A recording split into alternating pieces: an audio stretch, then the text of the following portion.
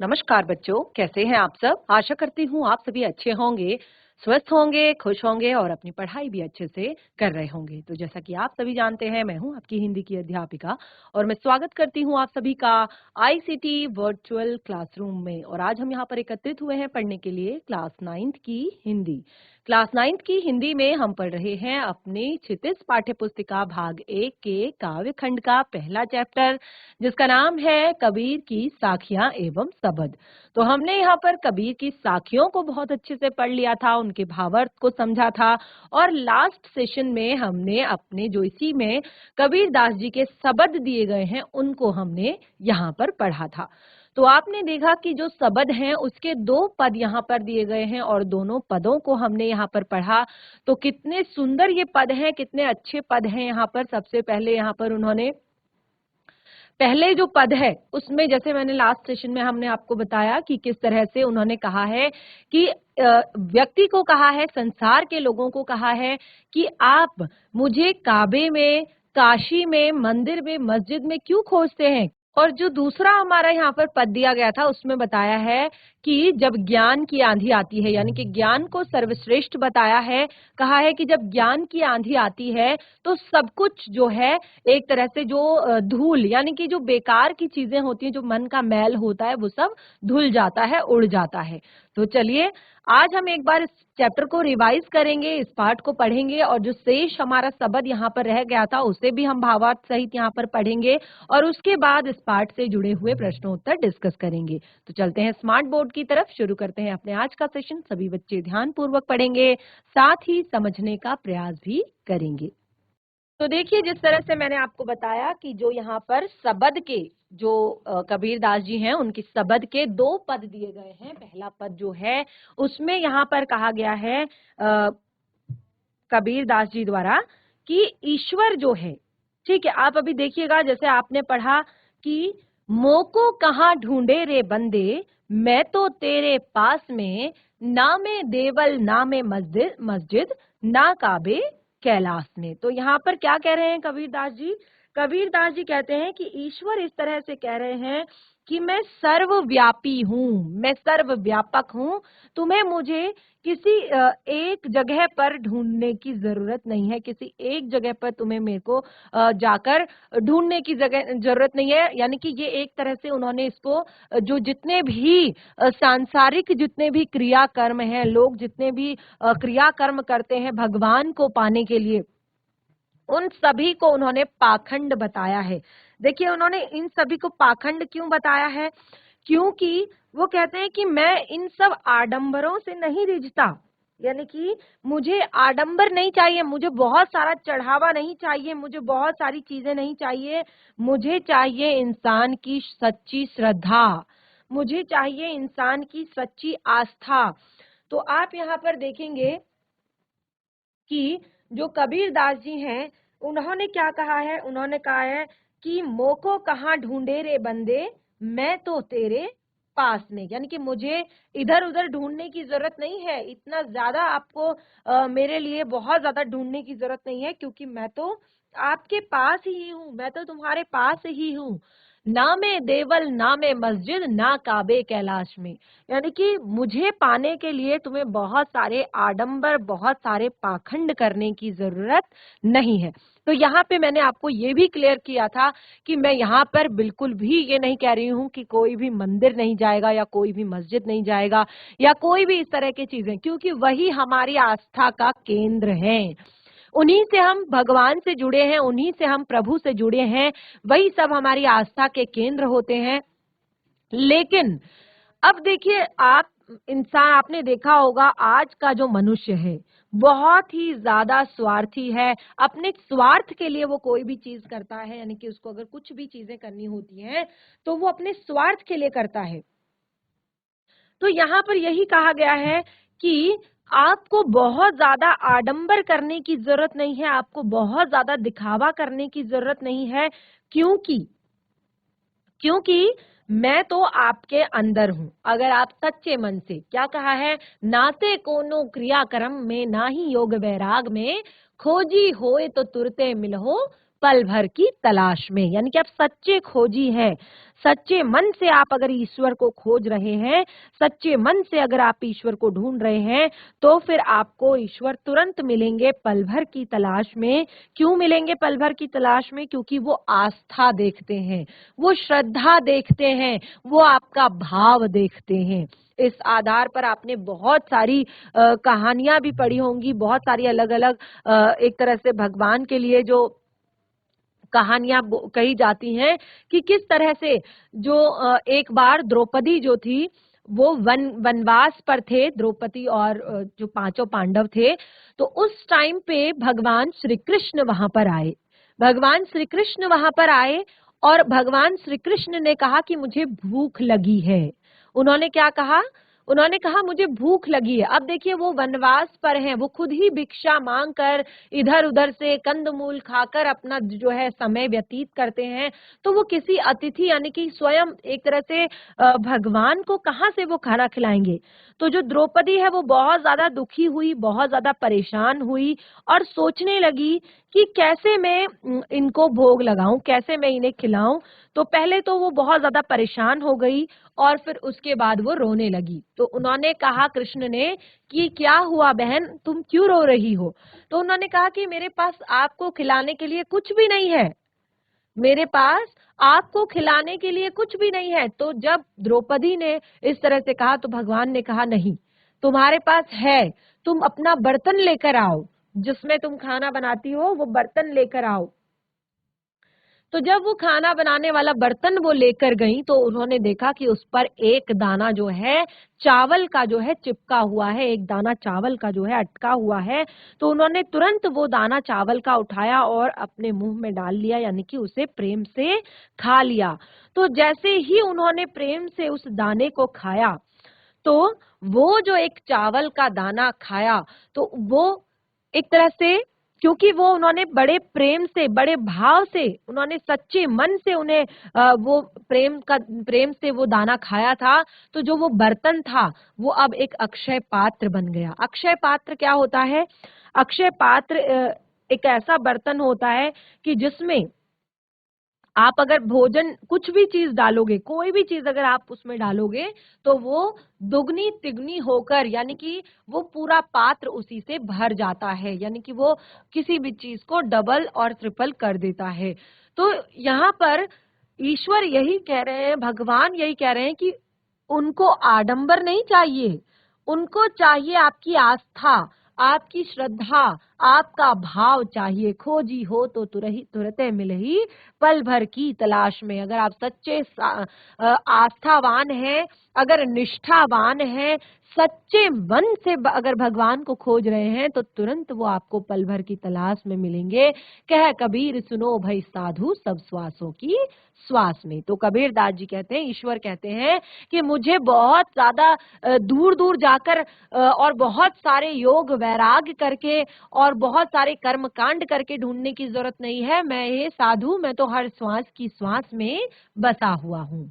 आगे बढ़ते हैं। तो ये हमने यहाँ पर रिवाइज कर लिया है। जिन बच्चों ने लास्ट सेशन में नहीं पढ़ा होगा या समझ नहीं आया होगा, उन्हें भी क्लियर हो गया होगा। और अगले पद को पढ़ते हैं। थोड़ा सा यहाँ पर शेष रह गई थी लास्ट की कुछ पंक्तियां। संतो भाई आई ज्ञान की आंधी रे, भ्रम की टाटी सबे उड़ानी, माया रही न बांधी। संतो भाई आई ज्ञान की आंधी। तो जैसे मैंने पहले में बताया कि उन्होंने बाह्य आडंबरों का विरोध किया है कबीर दास जी ने, तो दूसरे में उन्होंने ज्ञान को सर्वश्रेष्ठ बताया है, ज्ञान को सर्वश्रेष्ठ बताया है। और देखिए किस तरह से कह रहे हैं कि संतो भाई आई ज्ञान की आंधी रे। जब ज्ञान की आंधी आती है, जब ज्ञान की आंधी आती है, क्या होता है? भ्रम की टाटी सबे उड़ानी, माया रहे न बांधी। भ्रम की टाटी, टाटी अर्थात जो छप्पर है, वो सब भ्रम रूपी जो छप्पर है वो सब उड़ जाता है। और माया रहे न बांधी, जो माया रूपी रस्सियों से बंधा हुआ जो छप्पर है वो अब खुल जाता है और फिर वो सब आंधी से उड़ जाता है। चित्त की द्वे थूनी गिरानी, एक तरह से मोह और तृष्णा की जो थूनी है वो वो गिर जाती है। मोह बिलिंडा टूटा, मोह के जो खंभों से ये छत जो टिकी हुई थी ये सब टूट जाती है। तृष्णा छानी परी घर ऊपर, तृष्णा की छत थी ऊपर, ये कुबुद्धि का भांडा फूटा। तृष्णा की छत उड़ जाती है, कुबुद्धि का भांडा फूट जाता है, कुबुद्धि रूपी बर्तन फूट जाता है। जोग जुगत करी संतों बांधी, जो संतों ने, जो संत व्यक्ति है, जो ईश्वर के लिए पूरी तरह से समर्पित व्यक्ति है, वो उस ऐसे संतों ने जोग जुगति करके बहुत सारे अलग अलग तरह के अलग अलग तरह की चीजें करके ये जो अपने लिए छत बांधी थी उसमें निर्चू चुए न पानी, और जो एक तरह से श्रद्धा और भक्ति रूपी जो छत है, ठीक है, भ्रम रूपी छत तो उड़ जाती है। इस भयंकर ज्ञान की जब आंधी आती है तो भ्रम रूपी जो लोभ मोह रूपी जो एक तरह से छत है, जो झोपड़ी है, वो सब उड़ जाती है और कुबुद्धि जो है उसका भांडा फूट जाता है।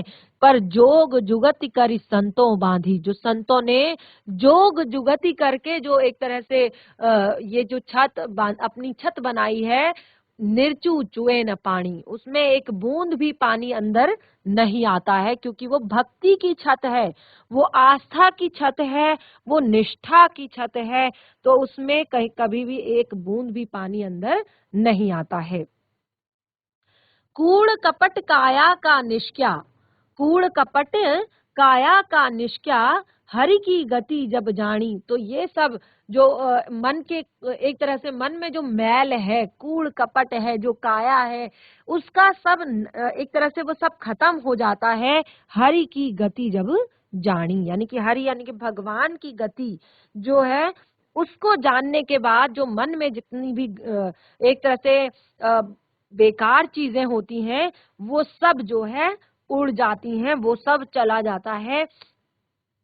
और आगे देखिए, आंधी पीछे जो जल बूठा, यानी कि इस आंधी के पीछे भक्ति जो ज्ञान की आंधी है, ठीक है, ज्ञान रूपी आंधी के बाद जो जल बूठा अर्थात जो जल बरसता है, कैसा जल है वो प्रेम रूपी जल है। किससे प्रेम?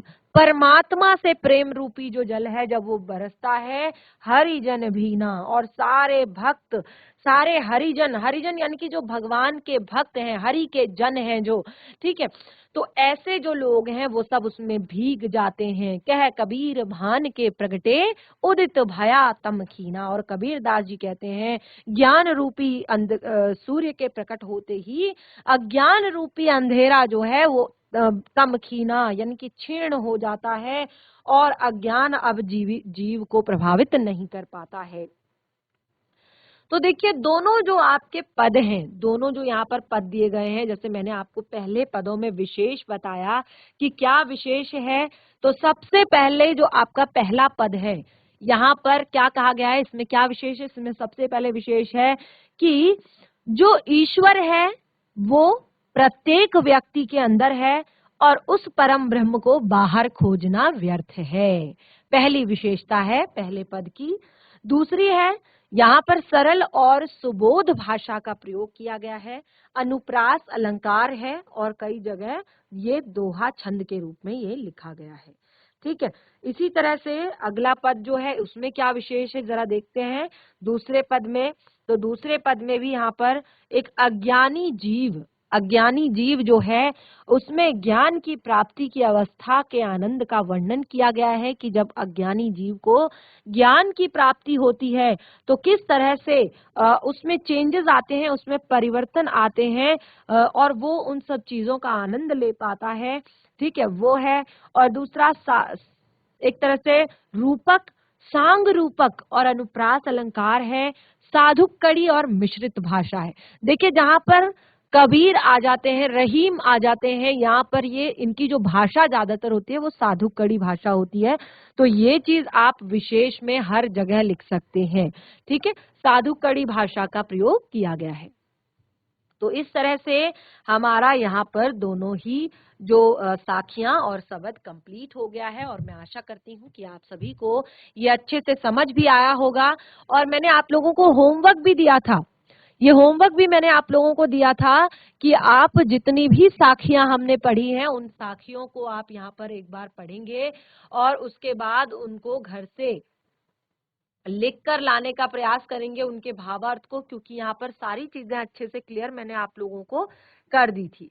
अब देखिए यहाँ पर इस पाठ से जुड़े हुए प्रश्न उत्तर हैं जो कि साखियों और शब्द से अलग अलग आपको दिए गए हैं। तो देखिए साखियों से जो यहाँ पर दिए गए हैं उन्हें देखिए और शब्द से जो यहाँ पर दिए गए हैं प्रश्न उत्तर उन्हें आप देखिए।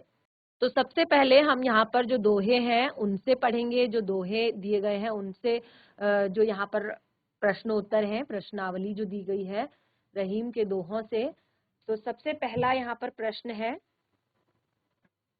पाठ में दिए गए दोहों की कोई पंक्ति कथन और कोई कथन प्रमाणित करने वाला उदाहरण है।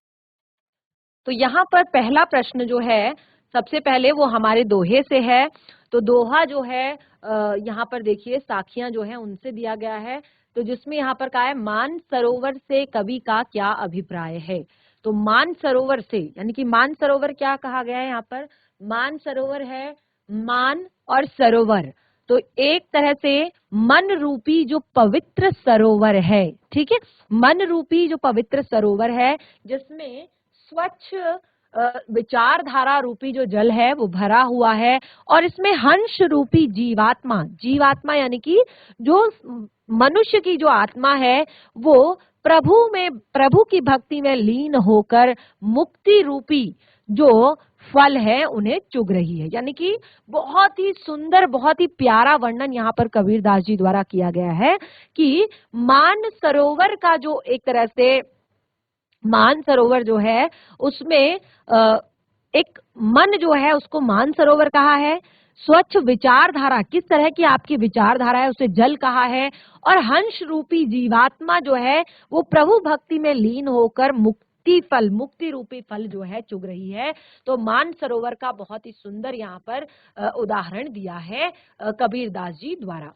अगला प्रश्न है सच्चे प्रेमी की क्या कसौटी बताई गई है। तो क्या कहा था सच्चे प्रेमी के लिए, क्या दोहा बताया गया था सच्चे प्रेमी के लिए, जो सच्चे प्रेमी होते हैं उनके लिए दोहा यहाँ पर बताया गया था, उनके लिए ये कसौटी बताई गई थी कि जो सच्चा प्रेमी होता है वो ईश्वर को ही अपना समझकर, यानी कि ईश्वर को ही अपना जो प्रेमी है समझकर उससे प्रेम करता है और उसको अपना एक तरह से उसमें निस्वार्थ भाव से वो प्रेम करता है, उसमें कोई मोह नहीं रखता, कोई सांसारिक बंधन उसे नहीं बांधते।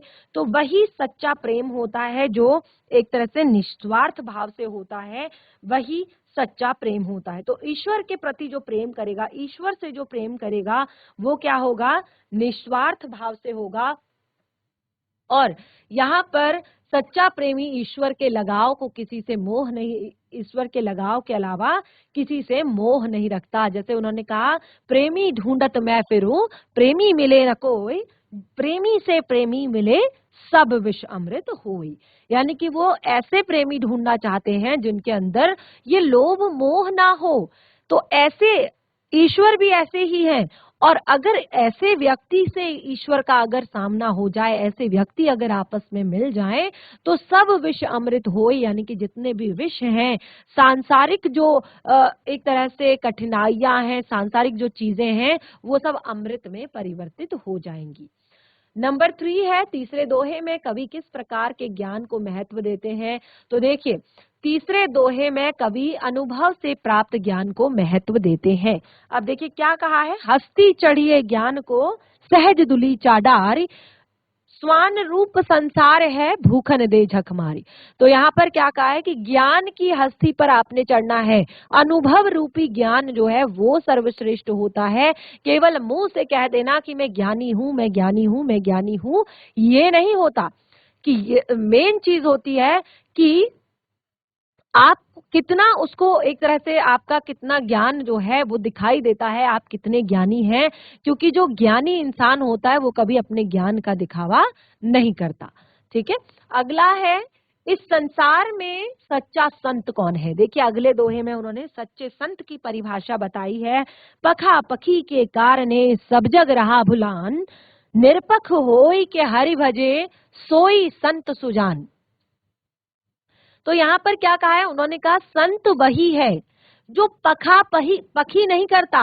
पखा पखी अर्थात जो भेदभाव को नहीं मानता, जो सांप्रदायिक, जो सांसारिक मोह माया से दूर सभी स्थितियों में, चाहे दुख हो, चाहे सुख हो, चाहे लाभ हो, चाहे हानि हो, चाहे ऊंच हो, चाहे नीच हो, चाहे अच्छा हो, चाहे बुरा हो, सब तथा निश्चल निश्चल भाव से वो प्रभु की भक्ति में लगा रहता है, वही सच्चा संत होता है। यानी कि जिसके मन में जरा सा भी कोई भेदभाव नहीं होता, वही सच्चा संत होता है। तो बहुत ही सुंदर यहाँ पर दिया था।